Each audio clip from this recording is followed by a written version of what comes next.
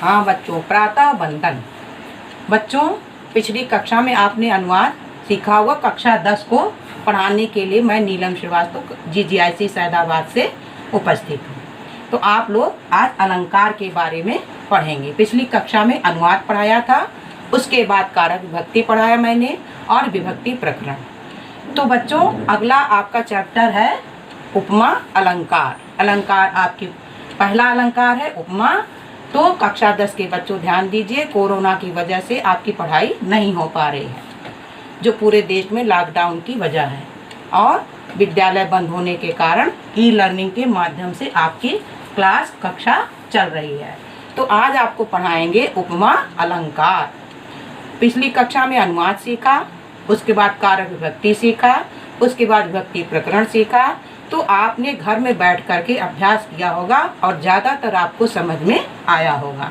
ना समझ में आए तो बच्चों, विद्यालय का एक ग्रुप बना हुआ है, उसमें आप प्रश्न लिख करके पूछ सकते हैं और अगली कक्षा में आपको उसका उत्तर मिल जाएगा। तो बच्चों, ध्यान पूर्वक पढ़िए और बहुत ही गहनता से पढ़िए, बार बार पढ़िए, अभ्यास करिए उसका, जिससे आपको समझ में आए। जब पढ़ेंगे तभी तो समझ में आएगा, नहीं पढ़ेंगे तो समझ में नहीं आएगा। इसलिए जो ना समझ में आए, निसंकोच, बिना किसी कारण के, बिना डर के आप प्रश्न को पूछिए। तो बच्चों देखिए, उपमा अलंकार आज मैं पढ़ाने जा रही हूँ आपको। पहला है, उसकी परिभाषा है कि साम्यम, वाच्यम, वैधर्म्यम, वाक्यैक्य, उपमा, द्वयो। ये संस्कृत में परिभाषा दी है बच्चों। तो ध्यान से देखिए, फिर से देखिए, साम्यम, वाच्यम, वैधर्म्यम, वाक्यैक्य, उपमा, द्वयो। यानी संस्कृत में अगर आप परिभाषा लिखती हैं तो हिंदी में उसके लिखने की आवश्यकता नहीं है, और संस्कृत में उदाहरण भी लिख दीजिए। लेकिन जब संस्कृत में लिख रही हैं और उसका हिंदी में क्या अनुवाद होगा, तो आप देखिए, साम्यम, वाच्यम, वैधर्यम, वाक्यैक्यम, उपमा, द्वयो।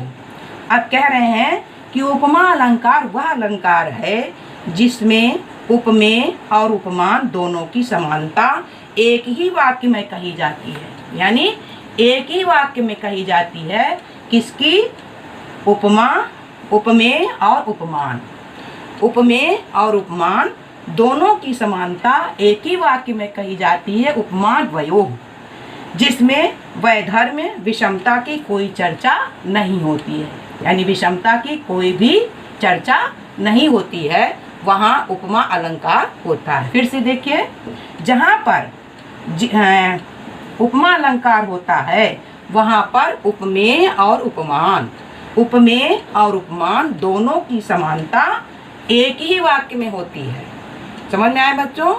उपमेय और उपमान की समानता एक ही वाक्य में होती है, और जिसमें वैधर्म्य यानी विषमता, दुराव की कोई चर्चा नहीं होती है, वहाँ पर उपमा अलंकार होता है। अब इसका उदाहरण देखिए, मधुरा सुधावद धरः, पल्लव तुल्यो अति पेलवः पाणिः, चकित मृग लोचनाभ्याम सदृशी चपले च लोचने तस्याः।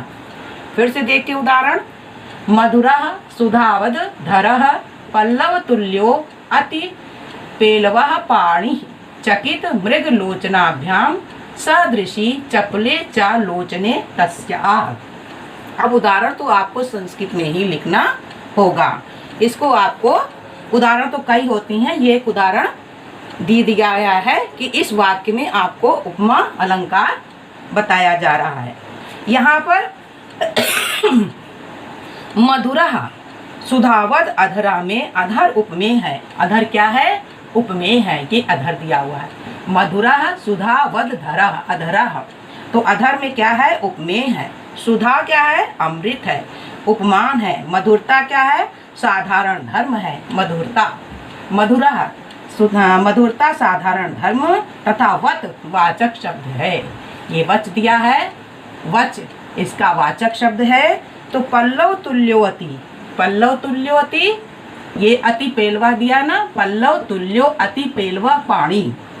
तो कह रहे हैं पल्लव तुल्योति पेलवा पाणी में, पाणी माने हाथ होता है, उस उपमेय है, जो हाथ है वो उपमेय है, और उपमेय क्या है, उपमान क्या है, पल्लव है, उपमान क्या है, पल्लव है। तो अति पेलवता, अति पेलवता अत्यंत सुकुमार, तदा, अति पेलवता माने अति पेलवा माने सुकुमार, तदा साधारण धर्म तथा तुल्यवाचक शब्द है अति पेलवा पाणी।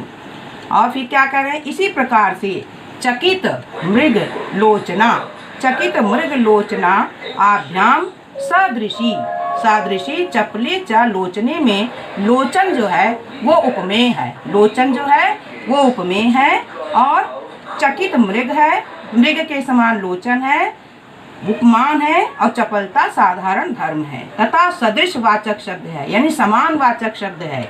उपमा के चारों अंग विद्यमान होने से यहाँ पर पूर्णोपमा अलंकार है।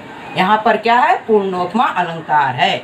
एक बार फिर से देखिए कि यहाँ पर मधुर सुधावत अधरम में अधर उपमेय है, सुधा अमृत है, उपमान मधुरता साधारण धर्म है, तथा वत वाचक शब्द है। पल्लव तुल्यो अति पेलवा पाणी में, पाणी हाथ है, उपमेय है, पल्लव उपमान है, अति पेलवता अत्यंत सुकुमार तदा है, साधारण धर्म तथा तुल्यवाचक शब्द है। इसी प्रकार चकित मृग लोचनाभ्याम सदृशी चपले च लोचने में लोचन उपमेय, चकित मृग के लोचन उपमान, और चपलता साधारण धर्म है, तथा सदृश वाचक शब्द है। उपमा के चारों अंग, उपमा के चारों अंग क्या है, विद्यमान होने पर, विद्यमान होने से यहाँ पर पूर्णता, पूर्णता क्या है, उपमा अलंकार है। तो बच्चों समझ में आ गया होगा आपको, और इसको बार बार गृह कार्य की कॉपी में लिख करके आप इसको याद करेंगे, अभ्यास करेंगे बार बार। और संस्कृत की छोटी सी परिभाषा है, अगर संस्कृत में लिख देती हैं तो आपको हिंदी परिभाषा लिखने की कोई आवश्यकता नहीं है। तो बच्चों आज आपको उपमा अलंकार के बारे में पढ़ाया गया, तो आप इसे ध्यान पूर्वक सुना आप लोगों ने।